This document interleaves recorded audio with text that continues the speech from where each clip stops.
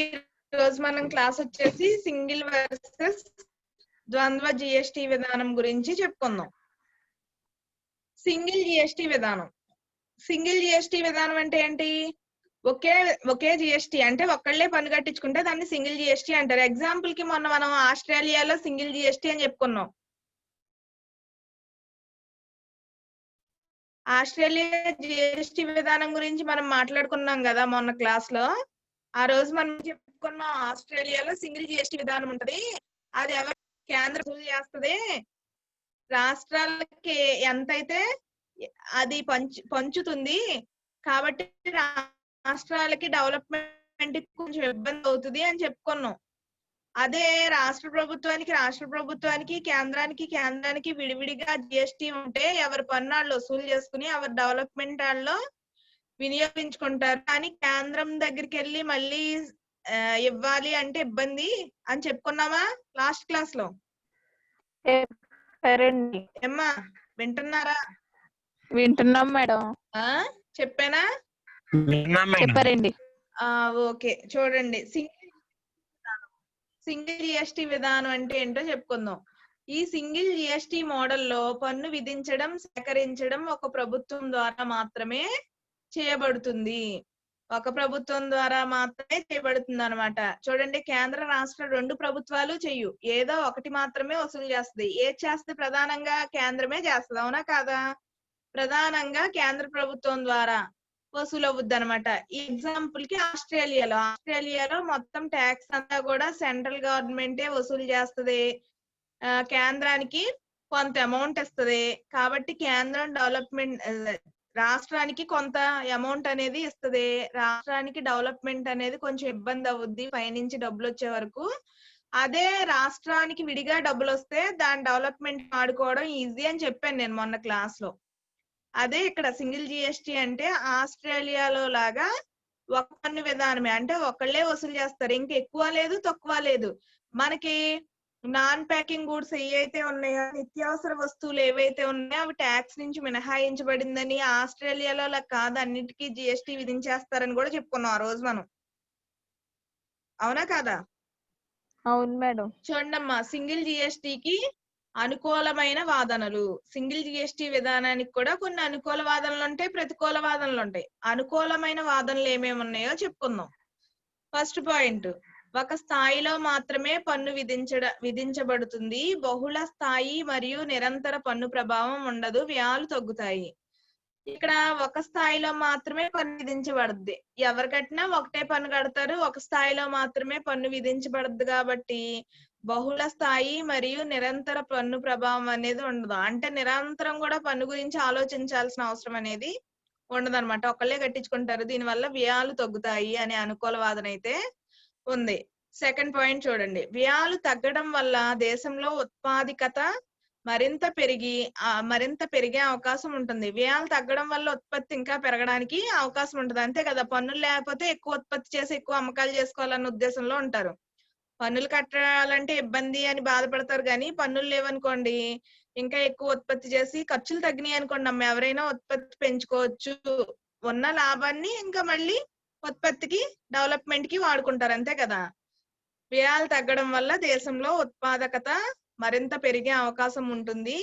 దీనితో పాటు సాధారణ మార్కెట్ ఒకే పన్ను దేశం యొక్క కళను నిజం చేసుకోవచ్చు. దీంతో పాటు ఒకే పన్ను అంటే ఒకటే పన్ను అనేది దేశం కళను నిజం చేసుకోవచ్చు అనమాట. అంటే ఒకే పన్ను విధానం, ఇంకెక్కడ ఏ పన్ను ఉండదో, పన్ను అంతా కేంద్రమే స్వీకరిస్తుంది. ఉచిత పంపిణీ, తనిఖీ కేంద్రాలు లేకపోవడంలో వస్తువులు మరియు సేవల సరఫరా సజావుగా సాగుతుంది. చూడండి, ఒకసారి ట్యాక్స్ కట్టేసిన తర్వాత అదంతా ఉచిత పంపిణీ, చక్కగా పంపిణీ జరిగేటప్పుడు గాని తనిఖీ కేంద్రాలు గాని ఉండవు. కాబట్టి వస్తువులు మరియు సేవల సరఫరా సజావుగా జరుగుతుంది. మనకు వచ్చేసరికి చూడండి, తనిఖీ కేంద్రాలు ఉంటాయి కాబట్టి కొంచెం ఇబ్బంది. అక్కడ తనిఖీ కేంద్రాలు ఉండవు కాబట్టి ఈజీగా ట్రాన్స్పోర్ట్ అనేది ఉంటదన్నమాట. నెక్స్ట్ పాయింట్, సింగిల్ సమగ్ర పన్ను మోడల్ వల్ల అంతర్రాష్ట్ర మరియు అంతర్గత రాష్ట్ర లావాదేవీలకు ఒకే పన్ను విధానం వర్తిస్తుంది.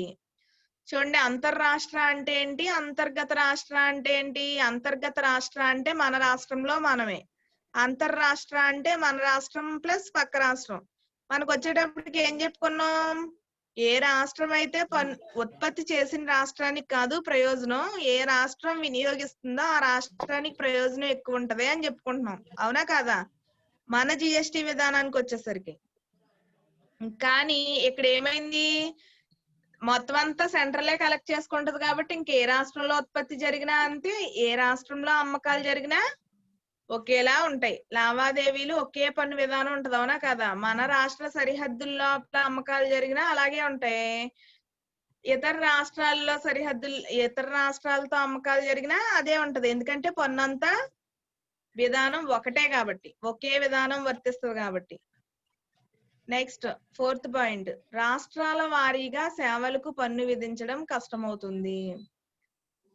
చూడండమ్మా, రాష్ట్రాల వారీగా సేవలకు పన్ను విధించడం కష్టమవుతుంది. రాష్ట్రాల వారీగా సేవలకు పన్ను అనేది విధించడం కష్టం. అవునా కాదా? సర్వీసెస్ కూడా ట్యాక్స్ ఉంది ఇక్కడ. ఆ సర్వీసెస్ కూడా ట్యాక్స్ విధించడం అనేది కష్టం అవుద్ది. అదే సెంట్రల్ అనుకోండి, ఒకటే ట్యాక్స్ ఒకటే విధంగా కలెక్ట్ చేసేస్తుంది, ఒకటే పన్ను విధానం ఉంటది, ట్రాన్స్పోర్ట్ కి ఇబ్బంది ఉండదు. ఇవన్నీ కూడా మనకి అనుకూల వాదనలు. నెక్స్ట్ పాయింట్, 5th పాయింట్ వచ్చేసి, దేశమంతటా స్థిరమైన పన్ను రేటు వర్తించడం వల్ల వర్గీకరణ వివాదాలు మరియు ఆర్థిక వక్రీకరణ తగ్గుతాయి. చూడండి, దేశమంతటా స్థిరమైన పన్ను రేటు వర్తించడం వల్ల వర్గీకరణ వివాదాలు అంటే వర్గీకరణకు సంబంధించి గొడవలు, ఈ స్టేట్ లో ఎంత పన్ను ఉంది, ఈ స్టేట్ లో ఎంత పన్ను ఉంది, లేదంటే వాళ్ళు కట్టించుకోవట్లేదు, వీళ్ళు కట్టించుకోవట్లేదు, ఇలా వర్గీకరణకు సంబంధించి విభేదాలు అనేవి ఉండవు. ఎందుకని? మొత్తం అంతా సెంట్రల్ కలెక్ట్ చేస్తుంది. సెంట్రల్ ఈ స్టేట్ కింద ఈ స్టేట్ కింద అని డివైడ్ చేసి ఇస్తుంది. కాబట్టి ఆర్థిక వక్రీకరణ అనేది తగ్గుతుంది. అంటే ఆర్థిక వక్రీకరణ అంటే ఏంటి? ఆర్థికంగా తప్పుదారి పట్టడం అనేది తగ్గిపోద్ది. ఎందుకంటే ఇంకంతా స్టేబుల్ గా ఉంటది, ఒకటే జిఎస్టి విధానం ఉంటది, సెంట్రల్ గవర్నమెంటే వసూలు చేసుకుంటది, రాష్ట్రాలకి ఇస్తుంది. అప్పుడు రాష్ట్రాలకి సెంట్రల్ కి లెక్క చెప్పాలి కదా. మనకు వచ్చింది అనుకోండి, మనం ఇండివిజువల్ గా కొంచెం పక్కదారి పట్టించడానికి అవకాశం ఉండొచ్చు కొన్ని సందర్భాల్లో. కానీ సెంట్రల్ పన్ను ఇచ్చేటప్పుడు ఆటోమేటిక్ ఏమైంది, పన్నుకి లెక్క అనేది చెప్పాల్సి వస్తుంది కదా ప్రతి స్టేట్ కూడా. నెక్స్ట్, కాబట్టి ఈ పన్ను రేట్లు వర్తించడం వల్ల, ఒకే పన్ను రేటు వర్తించడం వల్ల వర్గీకరణ వివాదాలు ఉండవు, మరియు ఆర్థిక వక్రీకరణ కూడా ఉండడానికి అవకాశాలు తక్కువ అనేవి ఉంటాయి అన్నమాట. నెక్స్ట్ పాయింట్, 6వ పాయింట్, ఏకీకరణ పన్ను రేట్ల వలన పరిపాలన క్రమపరచబడుతుంది. ఏకీకరణ పన్ను రేట్ల వలన పరిపాలన క్రమపరచబడుతుంది అంటే ఒకే పన్ను రేటు వల్ల పరిపాలన క్రమబద్ధంగా ఉంటది. అవునా కాదా? ఒకటే పన్ను, ఒకటే విధానం, ఒకటే పాలసీస్, ఇంకన్ని పరిపాలన కూడా ఒకేలా ఉంటది. నెక్స్ట్ 7th పాయింట్, వినియోగిస్తున్న వస్తువు మరియు సేవలపై పెరిగిన పరోక్ష పన్నుల భారంపై వినియోగదారులకు అవగాహన కలుగుతుంది. చూడండి, జిఎస్టి అంటేనే పరోక్ష పన్నులు కదా. మనం ప్రత్యక్ష పన్నులన్నీ కూడా డైరెక్ట్ గా మన జేబులోంచి కట్టే వాటిని ప్రత్యక్ష పన్నులు అంటారు. ఎగ్జాంపుల్ కి వచ్చేసి ఏం చెప్పుకున్నాం? జీతం నుంచి ఆదాయం, గృహస్థు నుంచి ఆదాయం, ఇవన్నీ కూడా మనకి ప్రత్యక్ష పన్నులని. ఇవన్నీ జిఎస్టిలోకి వచ్చేయన్నీ కూడా మనకి పరోక్ష పన్నులు అని చెప్పుకున్నాం. ఈ పరోక్ష పన్నుల భారంపై వినియోగదారులకి అవగాహన అనేది వచ్చేస్తుంది. ఒకే పన్ను విధానం ఉండటం వల్ల ఆటోమేటిక్ గా వినియోగదారులకి దాని మీద అవగాహన వచ్చేద్దా రాదా? ఇప్పుడు ఒక్కో దానికి ఒక్కో పన్ను అనుకోండి, కన్ఫ్యూజ్ అవుతారు. కానీ మొత్తం అంతా ఒకటే పన్ను అనుకోండి, ఆటోమేటిక్ గా ఇప్పుడు మనం పెన్ కొన్నాం, 10 రూపాయలు పెట్టి పెన్ కొన్నాం అనుకోండి, దాని మీద 10% జిఎస్టి అన్నాం అనుకోండి, 10 రూపాయలు ప్లస్ 10% ఎంత? 11 రూపాయలు. 11 రూపాయలు ఇచ్చేయాలి కదా అని మనకి అర్థమైపోద్ది. అవగాహన అనేది వచ్చేస్తుంది అనమాట వినియోగదారులకి. నెక్స్ట్ సెకండ్ టాపిక్, ద్వంద్వ జిఎస్టి. ఇక్కడ వరకు మనం ఒకే జిఎస్టి విధానంపై అనుకూల వాదనలు అనేవి చెప్పుకున్నాం. ఇప్పుడు మనకి ద్వంద్వ జిఎస్టి మోడల్లో పన్ను మరియు సేవల పన్నుల విషయంలో కేంద్ర రాష్ట్ర ప్రభుత్వాలకు భాగస్వామ్యం ఉంటుంది. ఎగ్జాంపుల్ మనకి కేంద్రానికి రాష్ట్రానికి కూడా భాగస్వామ్యం ఉందా లేదా? మన పన్ను విధానంలో కేంద్రానికి రాష్ట్రానికి భాగస్వామ్యం ఉందా లేదా? లేదంటే కేంద్రమే వసూలు చేసి రాష్ట్రానికి ఇస్తుందా? ఏమ్మా? రెండిట్లకి భాగస్వామ్యం ఉందండి. మన దేశంలో పన్నుకొచ్చేసి రెండిటి ఒక్క చూడండమ్మా, మనకి ఆస్ట్రేలియా మినహా మిగిలిన అన్ని రాష్ట్రాల్లో కూడా ఇంచుమించు అన్ని దేశాల్లో కూడా ఇంచుమించు ద్వంద్వ జిఎస్టి విధానమే ఉంది. ఆస్ట్రేలియా మాత్రమే సింగిల్ జిఎస్టి విధానం అని చెప్పుకోవచ్చు. ఎందుకని అక్కడ సెంట్రల్ కలెక్ట్ చేసి స్టేట్ కి ఇస్తుంది ఎంతెంతని. కానీ మనకి స్టేట్ ది స్టేట్ కి వెళ్ళిపోద్ది, సెంట్రల్ ది సెంట్రల్ కి వెళ్ళిపోద్ది అనమాట. 2 జిఎస్టీలు ఉన్నాయి. 2 జిఎస్టీలు అంటే జిఎస్టీలు 2 కట్టం, దేని భాగం అది తీసుకుంటది. సేవల పన్ను మనకి చూడండి, ద్వంద్వ జిఎస్టి మోడల్లో వస్తు పన్ను మరియు సేవల పన్నుల విషయంలో కేంద్ర రాష్ట్ర ప్రభుత్వాలకు భాగస్వామ్యం ఉంటుంది. అంటే రెండిటికి, అందుకే ద్వంద్వ అన్నారు దీన్ని. అర్థమైందా? కేంద్రానికి రాష్ట్రానికి కూడా భాగస్వామ్యం ఉండటం వల్లే దీన్ని ద్వంద్వ జిఎస్టి అన్నారు. ఈ ద్వంద్వ జిఎస్టికి అనుకూలమైన వాదనలు. First point, first side heading వచ్చేసి సాధారణ మరియు పారదర్శక పన్ను. సాధారణ మరియు పారదర్శక పన్ను. సాధారణ పన్ను ఎలా ఉంటుందో చూడండి. ఇక్కడ ద్వంద్వ జిఎస్టి భారతదేశం వంటి దేశాలలో ఉత్తమ పరిష్కారం. ఎందుకంటే కేంద్ర రాష్ట్ర స్థాయిల్లో పన్ను సంఖ్య తగ్గించేందుకు ఉపయోగపడుతుంది. ఇది అమలు పరచడానికి కూడా సులువుగా ఉంటుంది. అంతే కదమ్మా, ఏ రాష్ట్రానికి వెళ్ళేది రాష్ట్రానికి, కేంద్రానికి వెళ్ళేది కేంద్రానికి వెళ్ళిపోయింది అనుకోండి, అమలు పరచడం కూడా ఈజీ. ఇది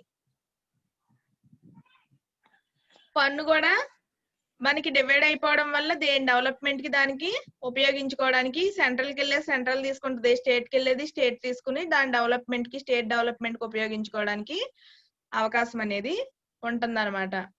next side heading second point చూడండి, పన్ను రేట్లలో తగ్గుదల. ద్వంద్వ జిఎస్టి పలు రకాలైన వస్తువుల పన్ను రేట్లు తగ్గించడంలో సహాయపడుతుంది. అవునా కాదా? ఒకే జిఎస్టి అనుకోండి, ఇంకా అంతటికీ ఒకటే జిఎస్టి.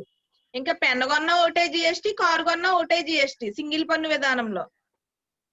అదే ద్వంద్వ పన్ను విధానంలో నిత్యావసర వస్తువులు ఏవైతే ఉన్నాయో దానికి జిఎస్టి అనేది ఉండదు. అవునా కదా?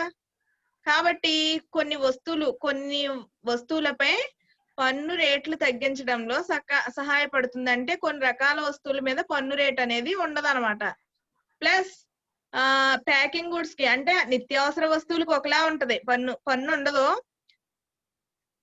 నిత్యావసర వస్తువులకి అయితే పన్ను లేదు మన దేశానికి వచ్చేసి. నెక్స్ట్ వేరే ఏదైనా దాని మీద పన్ను విధిస్తే ఆ వస్తువుని బట్టి చూడండి, లగ్జూరియస్ గూడ్స్ కు ఒక రకమైన పన్ను ఉంటది, నెక్స్ట్ ప్యాకింగ్ గూడ్స్ కు ఒక రకమైన పన్ను ఉంది, పాల ఉత్పత్తులకి ఒక రకమైన పన్ను ఉంది. ఈ విధంగా ఒక్కో దానికి ఒక్కో రకమైన పన్ను అనమాట. అంతేగాని మొత్తం అంతటికి ఒకటే పన్ను అనుకో, పన్ను పెరిగిపోదా, పన్ను భారం ఎక్కువైపోదా మన మీద.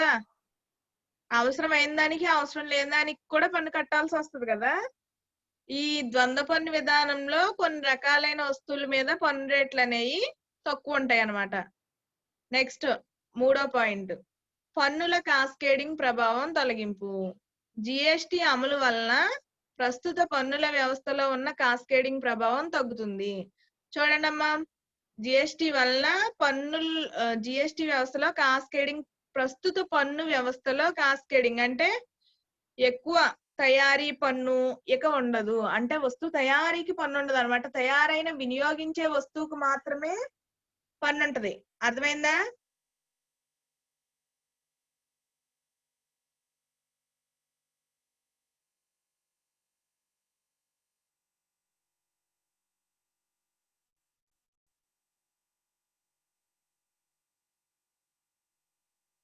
ఏమ్మా, వస్తుందా? వాయిస్ వస్తుందా? వస్తుంది మేడం. స్క్రీన్ షేర్ ఆగిపోయినట్టు, షేర్ అవ్వలేదు కదా స్క్రీన్ మీకు?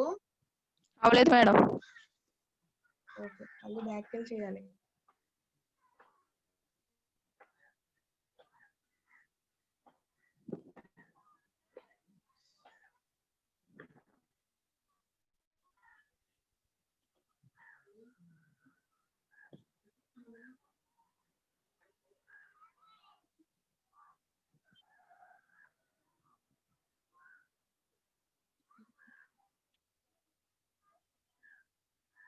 చూడమ్మా, దీంట్లో తయారీ పన్ను ఉండదన్నమాట.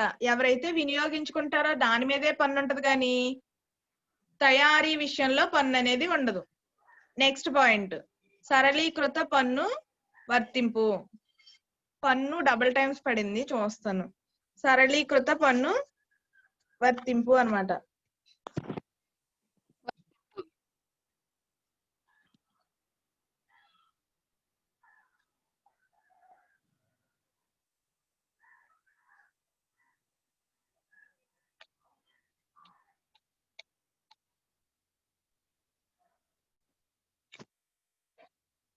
చూడండి, సరళీకృత పన్ను వర్తింపు.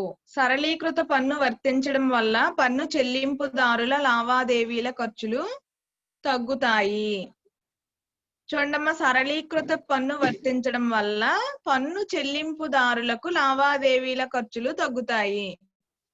సరైన సమ్మతి మరియు పన్ను బేస్ విస్తృతి పెరగడం వల్ల పన్ను సేకరణ పెరుగుదలకు దారితీస్తుంది.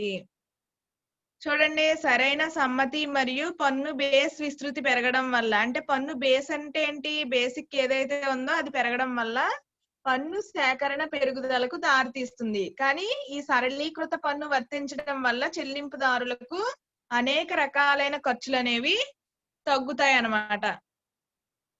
నెక్స్ట్, భారతదేశం అసమాన రాష్ట్రాలు కలిగిన ఒక సమైక్య దేశం. ద్వంద్వ జిఎస్టి భారతదేశం వంటి భిన్నత్వంలో ఏకత్వం కలిగిన దేశాల్లో ఎంతో ఆదర్శంగా ఉంటుంది. అంటే మన దేశంలో ద్వంద్వ జిఎస్టి విధానం ఆదర్శంగా ఉందన్నమాట. సింగిల్ పాయింట్ జిఎస్టి అనేది ఆర్థికంగాను పరిపాలనా పరంగాను అంత ఆచరణీయ యోగ్యమైనది కాదు.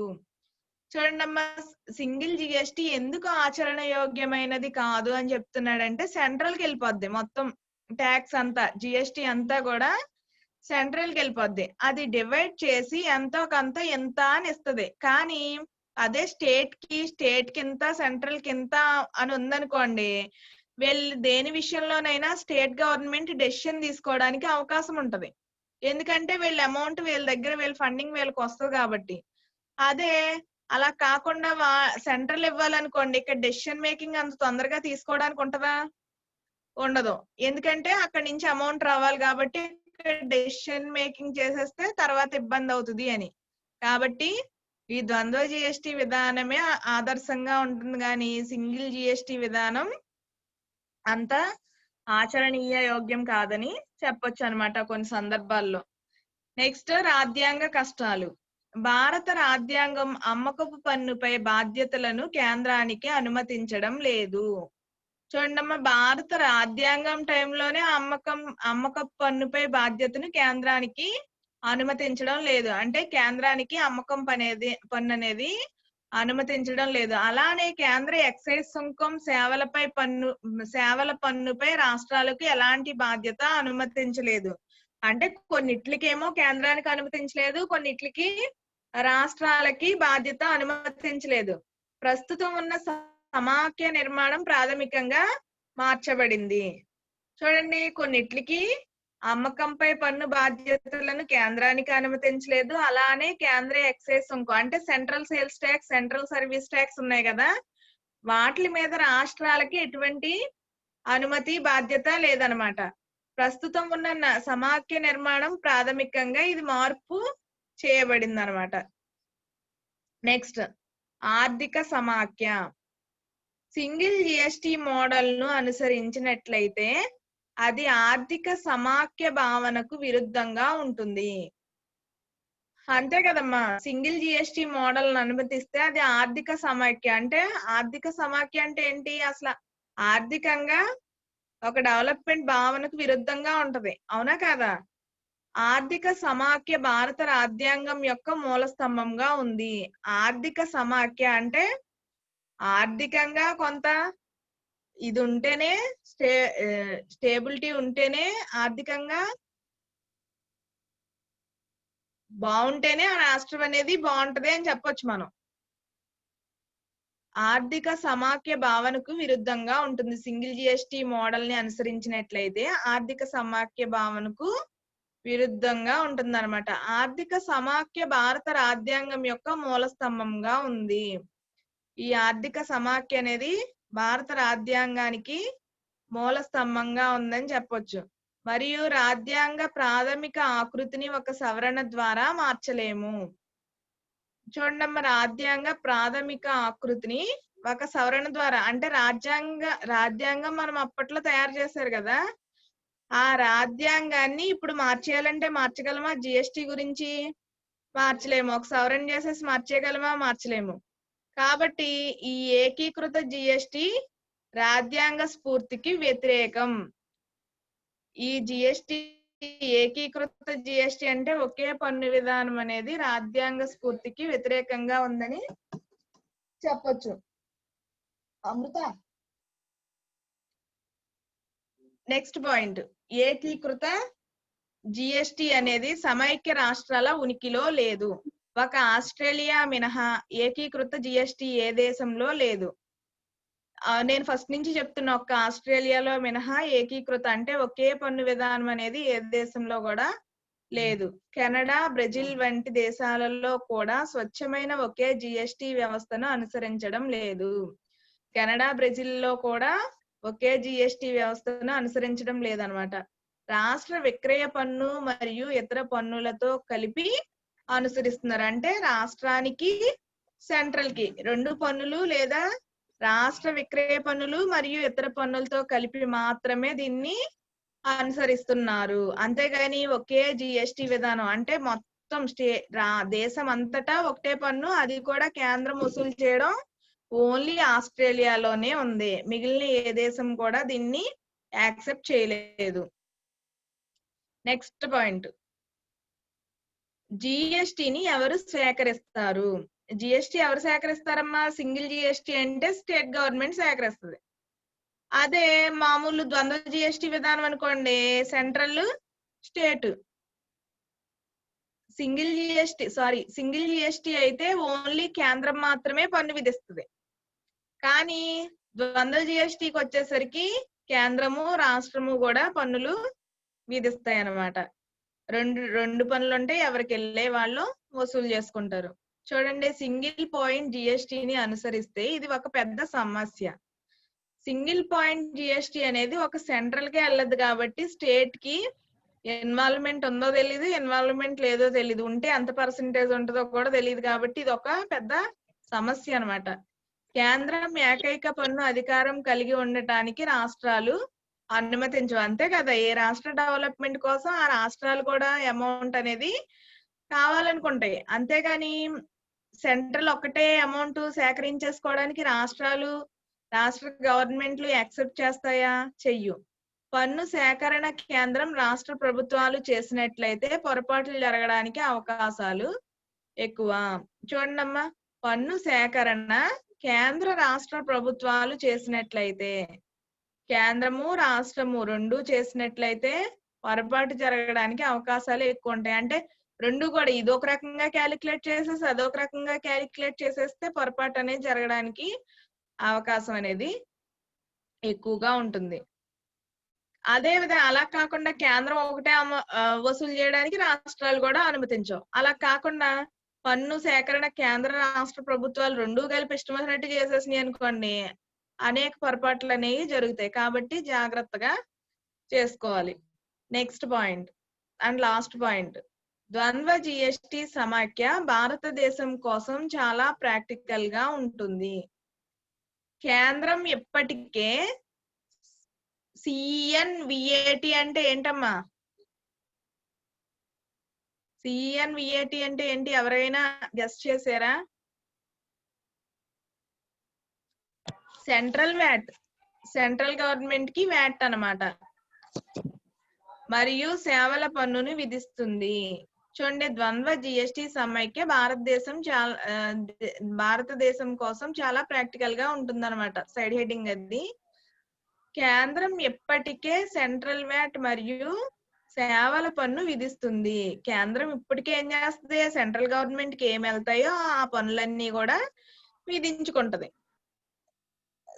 సెంట్రల్ వ్యాట్ మరియు సేవల పన్ను కూడా విధించుకుంటది. ద్వంద్వ జిఎస్టి వ్యవస్థలో అంటే ద్వంద్వ జిఎస్టి, 2 జిఎస్టీలు అంటే సిజిఎస్టి, ఎస్జిఎస్టిని అంటే central goods and service tax, state goods and service tax ని అమలు చేయడం చాలా సులువుగా ఉంటుంది. అవునా కాదా? సెంట్రల్ కి సంబంధించి వసూలు చేసుకుంటది.